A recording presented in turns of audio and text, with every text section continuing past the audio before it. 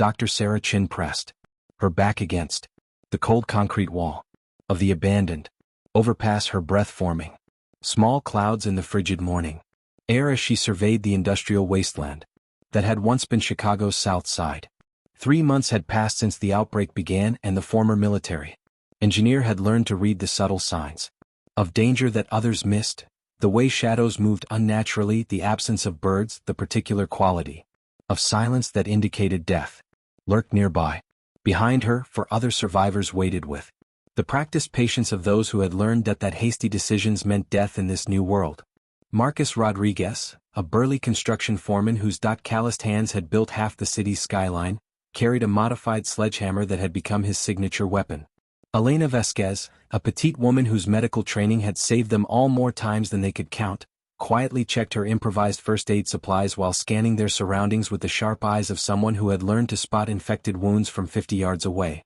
Jake Morrison, barely 18 but possessing an uncanny ability to coax life from dead electronics, hunched over a salvage tablet that displayed a rough map of the surrounding area marked with red X's indicating zombie concentrations. Old Pete, whose real name nobody knew but whose Vietnam War experience had kept them alive through countless encounters, methodically cleaned his rifle while his weathered eyes tracked every movement in the distance. They had been searching for weeks, moving through the urban decay like ghosts, always looking for the perfect location to establish a permanent base. Every abandoned building, every warehouse, every seemingly defensible position had proven inadequate, too exposed, too damaged, too close to major zombie migration routes, or simply too small to accommodate their growing vision of what a real sanctuary should be. Sarah's engineering background had given her a unique perspective on defensive architecture, and she knew that their survival depended on finding a location that could be transformed into an impregnable fortress. The constant movement was wearing on them all, but it was Jake who had discovered the potential solution during one of his late-night reconnaissance missions with his drone,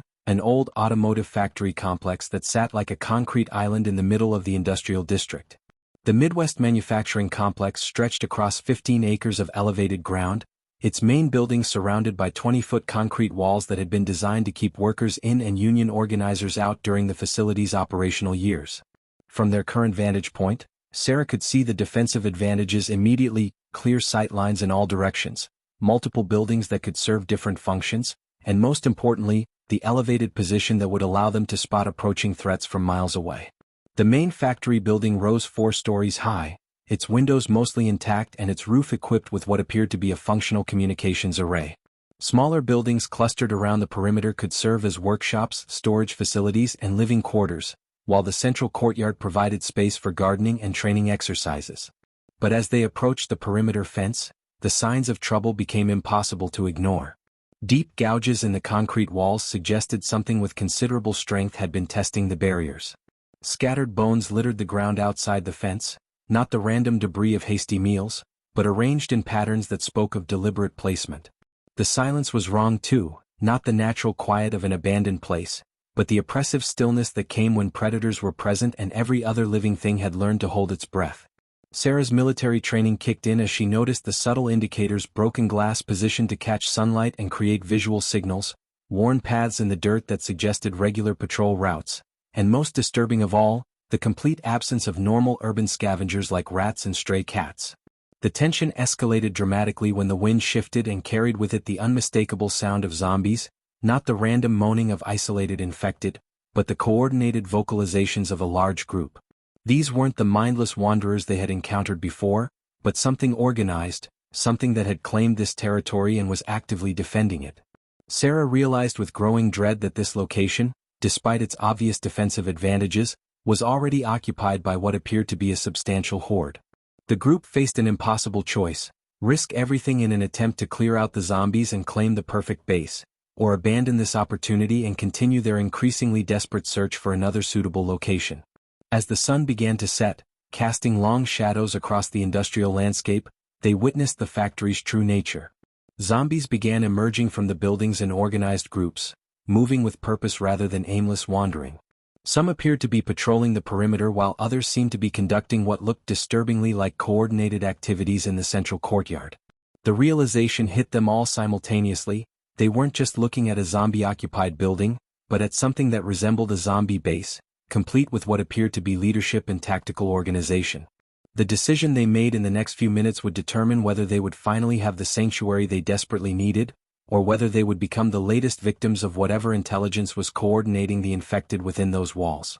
The decision to assault the factory complex came after 3 hours of heated debate in their temporary shelter beneath the overpass, with Sarah ultimately casting the deciding vote when she reminded them that winter was approaching and they couldn't survive another month of constant movement. The next 18 hours were spent in meticulous preparation, with each team member contributing their expertise to develop what old Pete grimly called the most dangerous gamble of their lives. From their observation post on the roof of a collapsed grain elevator, they conducted systematic surveillance of the zombie-occupied facility, using Jake's modified binoculars and Elena's medical knowledge to identify different types of infected and their behavioral patterns. The results were both encouraging and terrifying. While the zombie population appeared to number around 60 individuals, they moved with an unsettling coordination that suggested some form of primitive organization rather than the random shambling they had encountered elsewhere. Marcus proved invaluable during the reconnaissance phase when his construction experience allowed him to spot structural weaknesses and potential entry points that others had missed.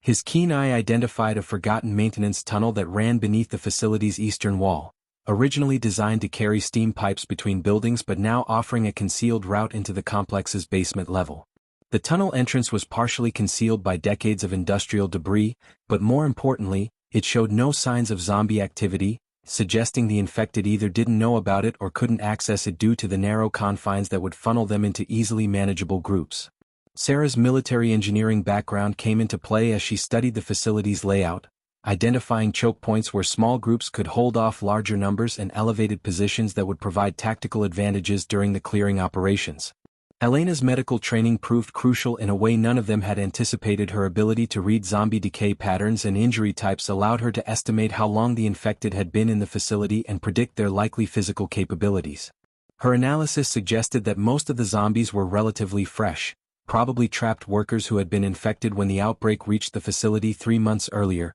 meaning they would still retain most of their physical strength and coordination. More disturbing was her observation that several of the infected appeared to be wearing what looked like improvised armor made from factory materials, suggesting either remarkable coincidence or some form of adaptive behavior that exceeded normal zombie intelligence. Jake's technical expertise became essential when he managed to tap into the facility's external electrical systems using a combination of salvaged equipment and improvised connections.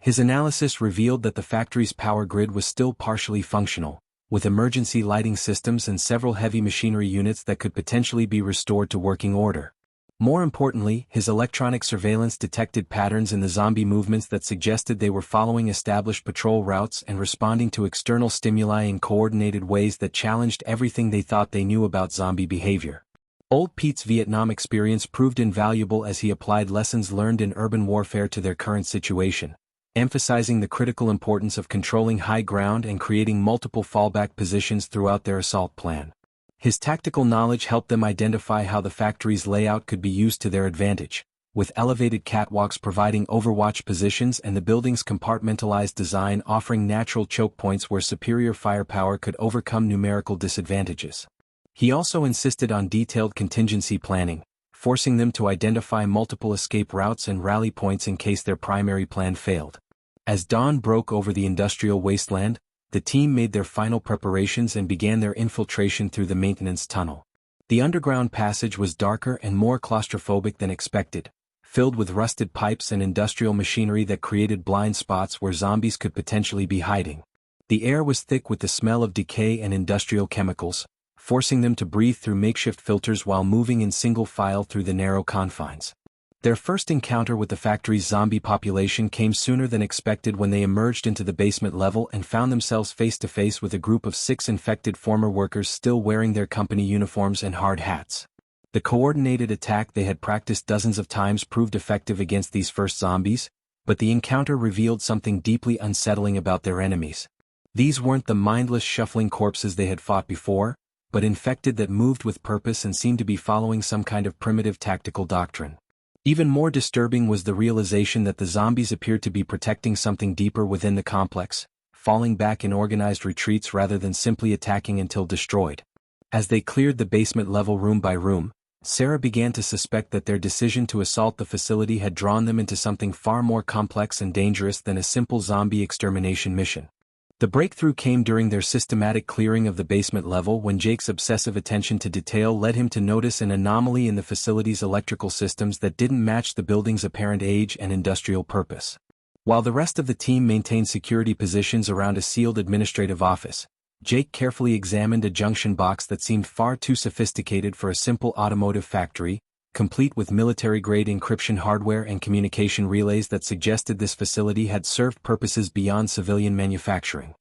His discovery of a hidden wall panel led to a cache of documents and blueprints that would fundamentally change their understanding of both the facility and the zombie threat they were facing. The papers, sealed in waterproof containers and marked with government classification stamps, revealed that the Midwest manufacturing complex had been secretly retrofitted during the Cold War era as a continuity of government facility, complete with underground bunkers, independent power systems and reinforced command centers designed to withstand nuclear attack. The original blueprints showed a sprawling underground complex that extended 3 levels below the factory floor, accessible through concealed entrances that had been camouflaged to blend seamlessly with the industrial equipment above. The bunker system included living quarters for up to 200 people, massive storage areas for food and medical supplies, a sophisticated communication center with satellite uplinks, and most remarkably, an independent power grid that drew from both geothermal and nuclear sources buried deep beneath the facility. Elena's medical background proved crucial in interpreting the biological research documentation they discovered,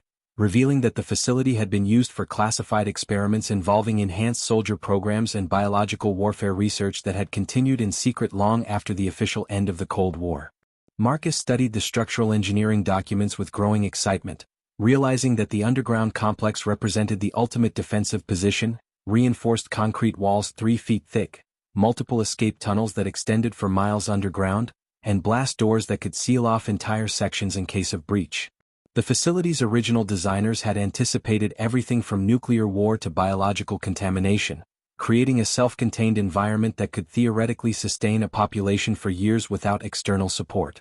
However, accessing this underground sanctuary would require clearing through the most zombie-dense areas of the factory, where the infected appeared to be congregating in the largest numbers. The documents revealed the horrifying truth about the zombie outbreak's origins. The facility had been conducting illegal human experimentation under the guise of developing enhanced soldiers for special operations. The research had focused on creating humans with increased strength, speed, and resistance to injury, but the genetic modifications had an unexpected side effect when combined with a viral outbreak that had begun in the laboratory's biological research wing. The infected weren't random victims of a natural disaster, but the direct result of military experiments that had gone catastrophically wrong when containment protocols failed 3 months earlier. This revelation explained the unusual coordination and intelligence they had observed in the zombie population. These weren't typical infected, but enhanced humans whose modifications had combined with the viral infection to create something far more dangerous than ordinary zombies. Old Pete's military experience helped him interpret the tactical documentation, revealing that other government facilities across the country had been conducting similar experiments as part of a classified program called Project Lazarus.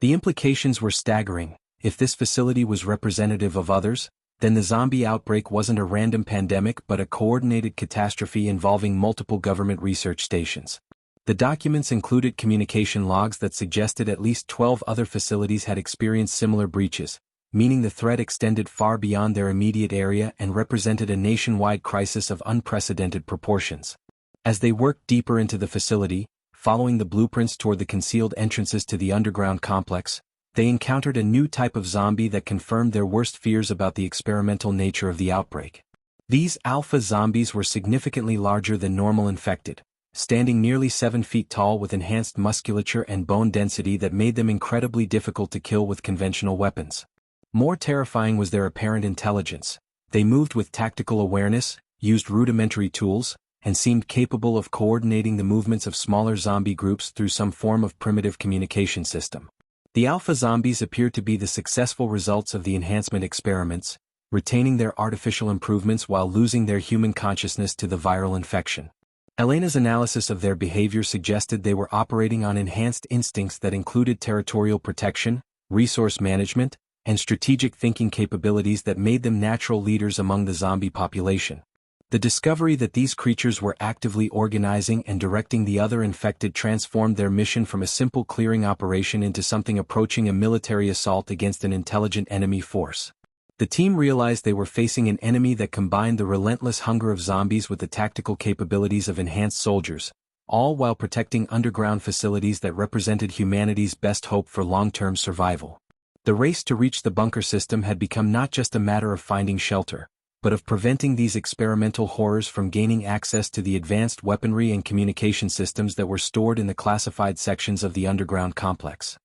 With the underground bunker secured after a harrowing 3-hour battle against 2 alpha zombies and their coordinated pack of enhanced infected, Sarah's team finally had their ultimate safe house. But the real work was just beginning. The bunker's sophisticated command center became their operational headquarters, its banks of monitors displaying surveillance feeds from cameras throughout the facility, while encrypted communication equipment offered the tantalizing possibility of contacting other survivor groups across the region. Marcus took charge of the massive fortification project with the enthusiasm of a man who had finally found a canvas worthy of his engineering skills, using the bunker's extensive supply of construction materials and the factory's existing infrastructure to create a defensive network that would have impressed military strategists. His first priority was reinforcing the facility's perimeter walls, which despite their impressive height had been designed to keep workers in rather than hostile forces out, requiring extensive modifications to create proper firing positions, observation points, and redundant barrier systems that could channel attacking zombies into carefully prepared killing zones.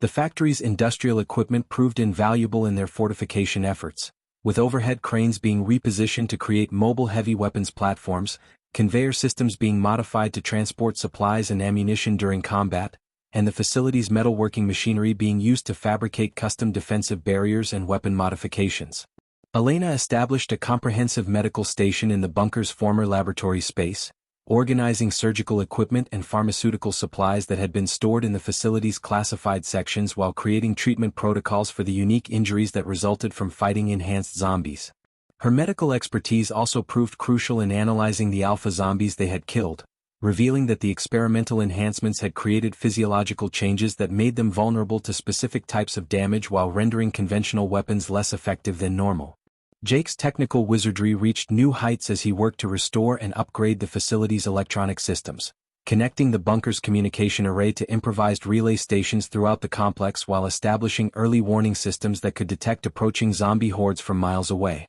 His most impressive achievement was linking the facility's industrial control systems to create automated defensive measures, conveyor belts that could be activated to sweep zombies into pit traps, crane systems that could drop heavy objects on attacking forces, and lighting systems that could be used to disorient and channel zombie movements. The teenagers' growing expertise with the facility's classified technology also revealed that the bunker contained experimental communication equipment capable of reaching other government facilities, offering the possibility of establishing contact with other survivors or discovering the true scope of the nationwide crisis. Old Pete's military experience proved invaluable in designing overlapping fields of fire and creating detailed defensive plans for various attack scenarios, drawing on decades of combat experience to anticipate how intelligent zombies might assault their position. His tactical knowledge helped them identify the most vulnerable approaches to the facility while establishing multiple fallback positions that would allow them to conduct fighting withdrawals if their outer defenses were breached. The veterans' insistence on redundant escape routes and rally points proved prescient when their fortification efforts began attracting exactly the kind of unwanted attention they had hoped to avoid.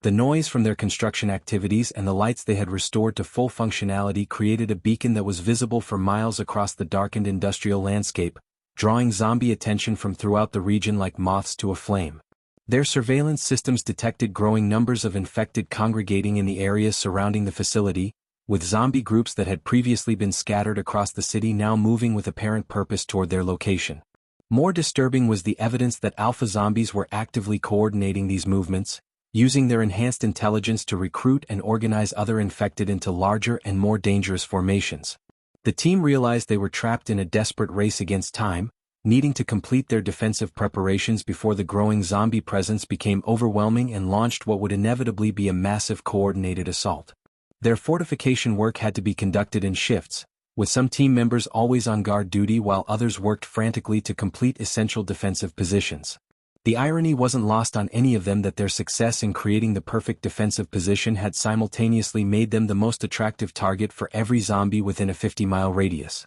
Elena's medical analysis of zombie behavior patterns revealed that the alpha zombies were using sophisticated recruitment tactics, apparently able to communicate across vast distances and coordinate the movements of multiple groups simultaneously. Her observations suggested that these enhanced creatures were operating with strategic thinking capabilities that included long-term planning, resource allocation, and tactical coordination that rivaled human military organizations. The implications were terrifying. They weren't just facing random zombie attacks, but organized campaigns conducted by an intelligent enemy that was actively studying their defenses and developing countermeasures.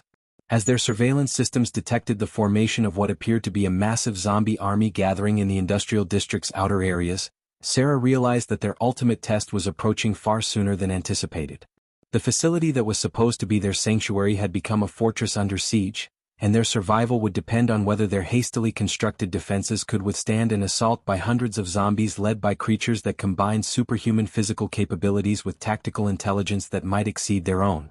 The attack came at dawn on their 7th day in the facility, announced by the haunting sound of coordinated howls that echoed across the industrial wasteland as hundreds of zombies emerged from their hiding places in perfect synchronization. Sarah watched from the bunker's command center as her worst nightmares materialized on the surveillance monitors, 3 separate zombie armies approaching from different directions, each led by multiple alpha zombies whose enhanced intelligence had clearly been studying their defenses for days. The eastern approach carried the largest force, nearly 200 infected moving in organized formations that included what appeared to be primitive siege equipment fashioned from industrial debris, while the northern and southern groups moved with tactical precision that suggested they understood the concept of coordinated multi-front warfare. Marcus manned the primary defensive position on the factory's roof, his modified heavy weapons platform giving him commanding views of all 3 approaches while his construction experience allowed him to make real-time adjustments to their barrier systems as the battle developed. The first wave struck their outer perimeter with devastating force, regular zombies throwing themselves against the reinforced walls while alpha zombies directed their movements with tactical hand signals that demonstrated disturbing levels of intelligence and coordination. Elena had positioned herself in the bunker's medical station but found herself coordinating ammunition distribution and casualty reports as the battle's intensity exceeded all their planning scenarios. Jake's electronic warfare systems proved their worth immediately, his automated defenses creating chaos in the zombie ranks as conveyor belts activated to sweep attackers into prepared killing zones while crane systems dropped massive industrial equipment onto concentrated enemy formations. The teenager's most brilliant innovation was using the facility's sound systems to broadcast specific frequencies that caused disorientation among the regular zombies, though the alpha zombies appeared largely immune to these sonic attacks. Old Pete's decades of combat experience became their salvation as he coordinated the defense from his elevated position, his tactical expertise allowing him to anticipate zombie movements and direct counterattacks that prevented their enemies from concentrating their forces effectively. The veteran's insistence on multiple fallback positions proved prescient when the eastern wall was breached by a coordinated assault that combined alpha zombie strength with primitive battering rams constructed from factory machinery. The team was forced to abandon their first defensive line and retreat to prepared positions deeper within the complex, using the facility's compartmentalized design to create choke points where superior firepower could overcome numerical disadvantages. The battle's turning point came when Jake made a desperate gamble with the facility's industrial equipment, activating massive metalworking machinery that created a sound frequency pattern that seemed to cause severe disorientation among the alpha zombies. His discovery was accidental. A damaged control panel had created harmonic resonances that caused the enhanced zombies to stagger and lose coordination, suggesting that their experimental modifications had created unexpected vulnerabilities. Sarah immediately recognized the tactical implications and ordered all available personnel to focus fire on the alpha zombies while they were disoriented, knowing that eliminating the leadership would cause the regular zombies to revert to their typical uncoordinated behavior patterns.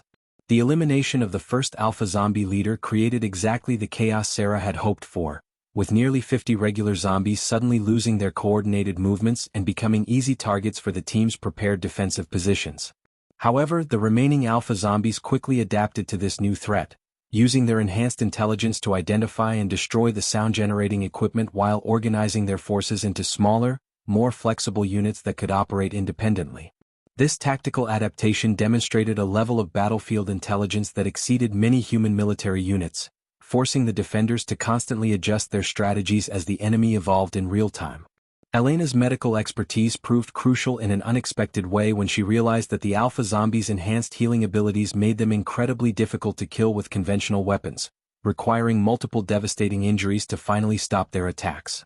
Her analysis of their combat performance revealed that the creatures were vulnerable to specific types of damage that targeted their enhanced nervous systems, information that allowed the team to modify their ammunition and weapon selection for maximum effectiveness. The medic's quick thinking also prevented a potential disaster when she recognized that one of the seemingly dead alpha zombies was actually regenerating and preparing to attack from behind their defensive lines. The assault's final phase tested every aspect of their defensive preparations as the remaining zombie forces launched suicidal attacks against their inner perimeter, apparently under orders to breach the facility regardless of casualties. Marcus's engineering modifications to the factory structure proved their worth as reinforced barriers channeled attacking zombies into carefully prepared killing zones, while elevated platforms provided protected firing positions that allowed the defenders to maintain superior firepower despite being heavily outnumbered.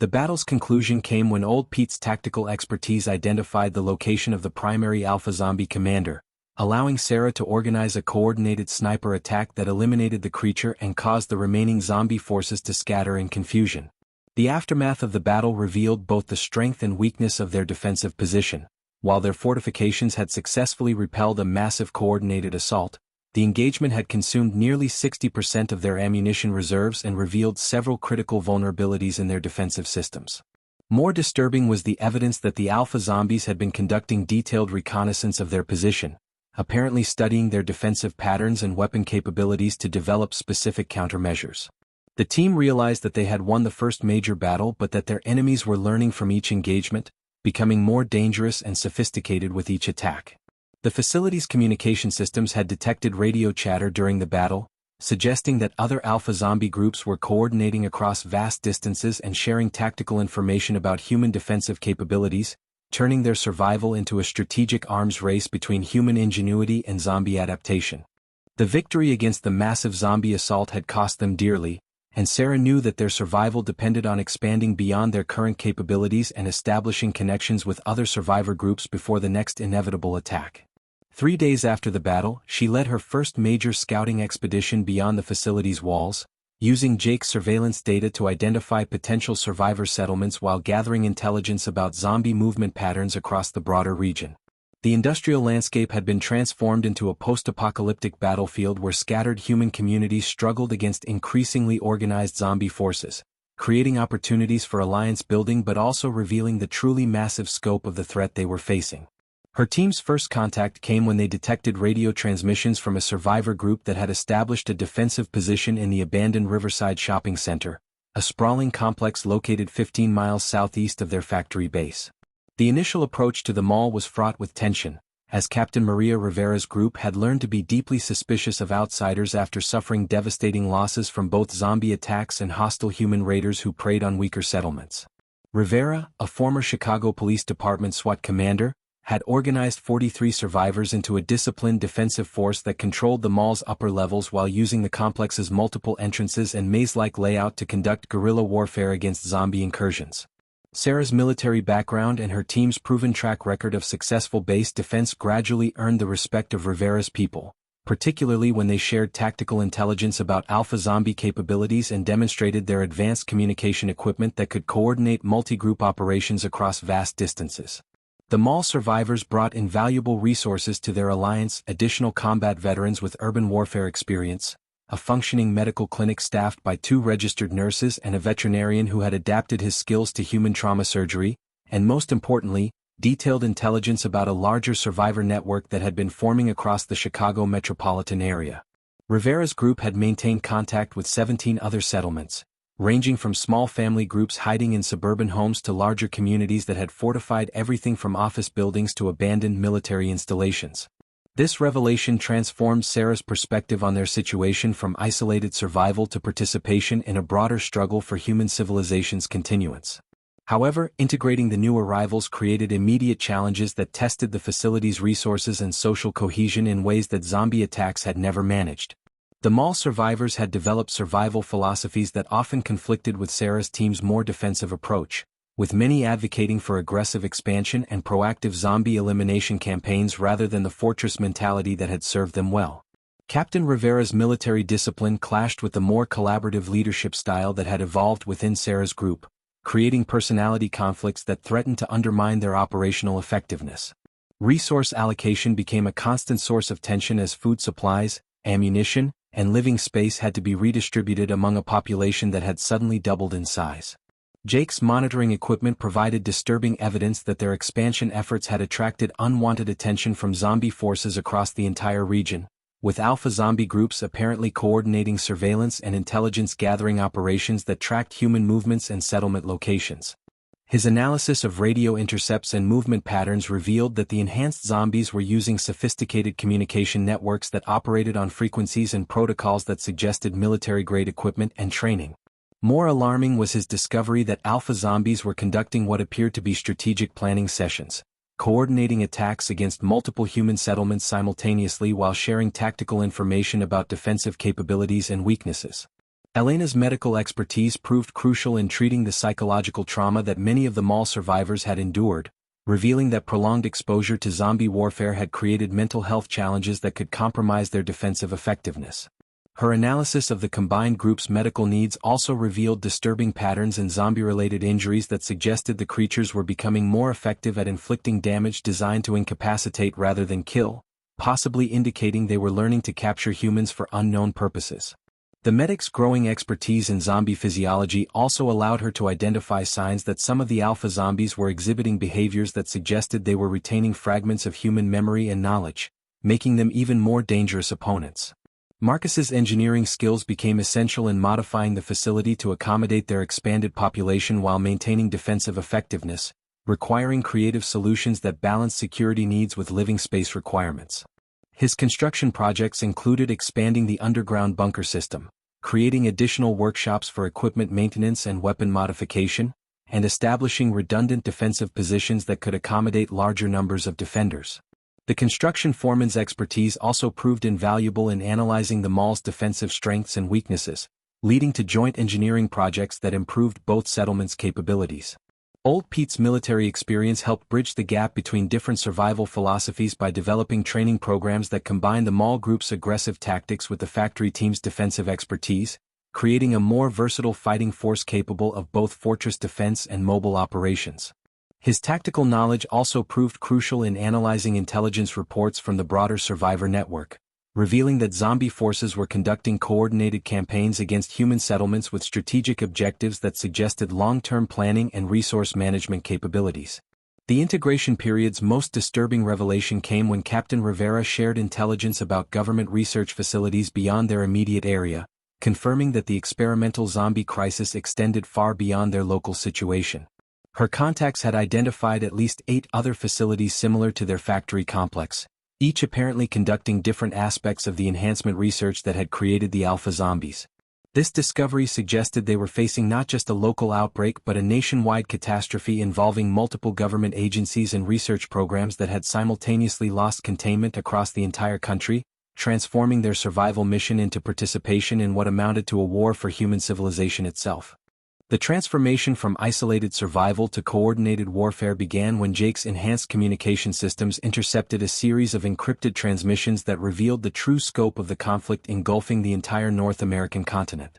The messages, originating from survivor settlements across 12 states, painted a terrifying picture of alpha zombie forces conducting simultaneous attacks against human communities with precision timing that suggested a level of strategic coordination that rivaled modern military operations. Sarah realized they were no longer fighting for their own survival but participating in what amounted to the first interspecies war in human history, with enhanced zombies using their retained intelligence and physical superiority to systematically eliminate human civilization through carefully planned campaigns that targeted infrastructure, communication networks, and population centers. The decision to create a coordinated defense network came after a particularly devastating night when 3 survivor settlements within 50 miles of their location were simultaneously attacked and completely overrun, with a few survivors who managed to escape reporting that the alpha zombies had used sophisticated siege tactics and had apparently studied each settlement's defensive capabilities for weeks before launching their assaults. Captain Rivera's military experience proved invaluable in developing the strategic framework for their multi-settlement alliance,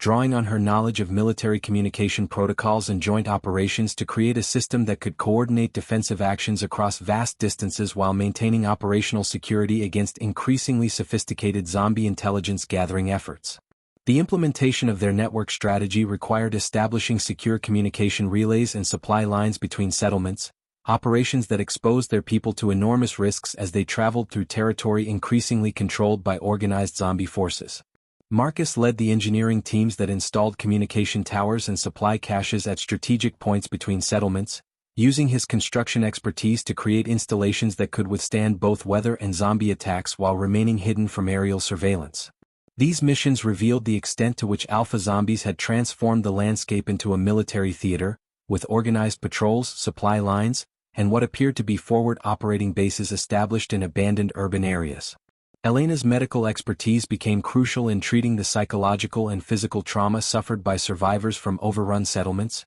revealing disturbing patterns in zombie attack methodologies that suggested the creatures were deliberately capturing humans for purposes that extended beyond simple feeding. Her analysis of survivor testimonies indicated that alpha zombies were conducting what appeared to be interrogations, extracting information about human defensive capabilities, population numbers, and resource locations before either killing or converting their captives. More terrifying was her discovery that some captured humans were being returned to their settlements as sleeper agents, infected with a modified version of the zombie virus that allowed them to retain their human appearance and behavior while serving as intelligence assets for the zombie network. Jake's technical expertise reached new heights as he worked to decrypt zombie communication protocols, revealing that the alpha zombies were using military-grade encryption and communication equipment that could only have originated from classified government facilities. His analysis of intercepted transmissions revealed that the zombie network was operating with strategic objectives that included securing specific geographic locations, eliminating key human leadership figures, and most disturbing of all, capturing intact human research facilities and manufacturing capabilities. The teenagers' most important discovery was evidence that alpha zombies were attempting to access nuclear facilities and weapons stockpiles, suggesting their long-term strategy involved acquiring weapons of mass destruction. Old Pete's military experience proved essential in analyzing zombie tactical doctrine, revealing that their enemies were employing combined arms tactics that coordinated different types of enhanced zombies in complex battlefield operations. His intelligence analysis identified at least 6 different categories of enhanced zombies, each apparently designed for specific military roles including reconnaissance, heavy assault, siege warfare, and what appeared to be command and control functions. The veteran's expertise also revealed that zombie forces were adapting their tactics based on human defensive responses, suggesting they were conducting after-action reviews and implementing lessons learned in ways that demonstrated genuine military professionalism. The network war escalated dramatically when survivor intelligence identified a massive zombie staging area being constructed in the ruins of downtown Chicago, apparently serving as a coordination center for zombie operations across the entire Midwest region. Sarah realized that the facility represented both an enormous threat and a unique opportunity. Destroying it could disrupt zombie operations across multiple states, but attacking it would require coordinating the largest human military operation since the outbreak began. The mission planning revealed the true extent of the survivor network, with 47 different settlements contributing intelligence, resources, and personnel to what everyone understood might be humanity's last chance to strike a decisive blow against the zombie forces. Captain Rivera's leadership proved crucial in coordinating the complex logistics required for the joint operation, drawing on her police training to manage intergroup cooperation while maintaining operational security against zombie intelligence efforts. Her tactical planning had to account for the reality that they were essentially organizing a guerrilla war using civilian survivors against an enemy that possessed superior numbers, enhanced physical capabilities, and increasingly sophisticated military organization. The operation's complexity was further complicated by the discovery that the Chicago staging area was located adjacent to one of the original government research facilities, suggesting that zombie forces were attempting to access advanced weapons and research capabilities. The intelligence gathered during mission planning revealed that alpha zombies had been systematically targeting human technical specialists, apparently recognizing that eliminating engineers, scientists, and military personnel would cripple humanity's ability to mount effective resistance. This realization transformed their mission from a simple military strike into a desperate race to prevent zombie forces from achieving technological superiority that would make human resistance impossible. Elena's medical analysis of captured zombie equipment revealed that the creatures were already using modified human technology, suggesting they had successfully captured and converted key personnel from government and military installations. As the network prepared for what everyone understood would be the decisive battle of the war, Sarah realized that their success or failure would determine not just their own survival but the future of human civilization itself. The zombie forces had evolved from mindless predators into an organized military threat that combined the relentless determination of the infected with the strategic thinking and technological capabilities of enhanced human intelligence, creating an enemy that threatened to accomplish what no previous threat in human history had achieved: the complete extinction of the human species through coordinated military action. The final assault on the Chicago staging area began at midnight on a moonless night in late autumn, with 47 survivor settlements contributing their best fighters to what everyone understood would be either humanity's greatest victory or its final defeat. Sarah led the primary assault team through the abandoned subway tunnels beneath the city, following intelligence gathered by Jake's reconnaissance drones that had identified the underground research facility serving as the Alpha Zombies Command Center. The facility, designated as Project Lazarus Command, in the classified documents they had recovered, housed the original artificial intelligence systems that had been designed to coordinate enhanced soldier operations but had instead become the central nervous system of a zombie network that now spanned the entire continent. Marcus and his engineering teams had spent weeks preparing specialized explosive charges designed to collapse the facility's underground levels, while Captain Rivera coordinated simultaneous diversionary attacks across the city's surface to draw zombie forces away from the primary target. The approach through the subway system revealed the true extent of zombie organization, with their tunnels having been transformed into a sophisticated transportation network that allowed alpha zombies to move undetected beneath human settlements while coordinating attacks across vast distances. Elena's medical team followed close behind the assault force, prepared to treat casualties while also carrying specialized equipment designed to neutralize the biological hazards they expected to encounter in the research facility. Her expertise had been crucial in developing countermeasures against the airborne pathogens that intelligence suggested were being weaponized in the underground laboratories, potentially representing the zombie network's next evolutionary step toward eliminating human resistance entirely. Jake's role in the operation extended far beyond technical support, as his analysis of the facility's computer systems had revealed that the artificial intelligence coordinating zombie operations was actually a hybrid system that combined advanced military programming with the neural patterns of captured human scientists. His mission was to penetrate the facility's electronic defenses and upload a virus he had developed that would disrupt the coordination signals binding the zombie network together, potentially causing alpha zombies across the continent to lose their organizational capabilities and revert to individual predatory behavior. The teenagers' growing expertise with classified technology had also revealed that the facility contained experimental weapons that could either provide humanity with the tools needed for victory or, if captured by zombie forces, ensure human extinction within months. Old Pete's tactical coordination proved essential as the operation unfolded across multiple fronts, with his decades of military experience allowing him to adapt their battle plans in real time as zombie forces responded with countermeasures that demonstrated their retained strategic thinking capabilities. The veterans' analysis of zombie defensive positions revealed that their enemies had anticipated a human assault and had prepared layered defenses that included not only enhanced zombies but also automated weapon systems and environmental hazards designed to channel attacking forces into prepared killing zones. His expertise in urban warfare became crucial when the assault teams encountered resistance that exceeded all their planning scenarios,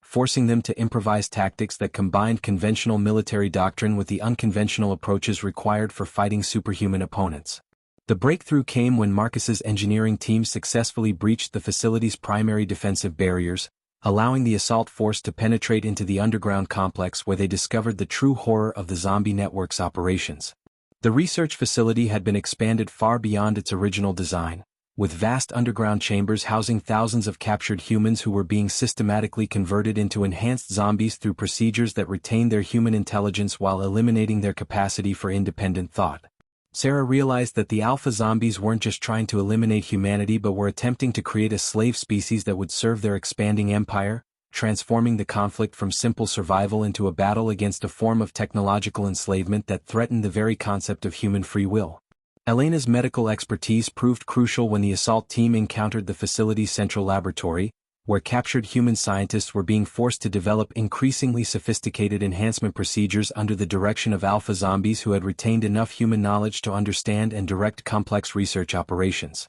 Her ability to rapidly assess and treat the rescued scientists provided critical intelligence about the zombie network's long-term objectives, which included the development of airborne conversion agents that could transform entire human populations simultaneously. The medic's quick thinking also prevented a potential catastrophe when she recognized that some of the rescued scientists had been partially converted and were attempting to sabotage the mission from within. Jake's infiltration of the facility's computer systems revealed the true scope of the zombie network's expansion, with coordinated operations extending across North America and into other continents where similar research facilities had experienced containment failures. His virus upload succeeded in disrupting the central coordination system, but not before he discovered that backup facilities in other countries were prepared to assume command if the Chicago center was destroyed. The teenager's most important contribution was downloading the complete database of zombie research, providing humanity with the scientific knowledge needed to develop effective countermeasures against future enhancement programs. The climactic battle in the facility's central command chamber brought together all the skills and experience the team had developed over months of zombie warfare, with each member playing a crucial role in destroying the artificial intelligence core that had been directing the zombie network's operations. The destruction of the command center triggered a cascade failure that disrupted alpha zombie coordination across the entire region, causing the massive zombie armies that had been converging on survivor settlements to break apart into manageable groups that could be defeated by conventional defensive tactics. The aftermath of the mission revealed both victory and sobering reality. While they had successfully disrupted the immediate zombie threat, the intelligence they had gathered confirmed that similar facilities in other parts of the world continued to operate, meaning their victory was tactical rather than strategic. However, the knowledge they had gained and the proof that zombie forces could be defeated through coordinated human action provided the foundation for a global resistance movement that could potentially reclaim human civilization. The story concluded with the establishment of the factory complex as the headquarters for a new human alliance, its underground bunkers serving as both sanctuary and command center for operations designed to locate and destroy the remaining zombie research facilities. Sarah's team had evolved from desperate survivors into the leadership of humanity's resurgence, their successful defense of a single facility having grown into the foundation for civilization's recovery. The final scenes showed the expansion of their settlement into a thriving community where rescued humans worked alongside survivor groups to rebuild not just their defenses but the technological and social infrastructure needed to ensure that humanity would never again be vulnerable to the kind of coordinated assault that had nearly led to their extinction.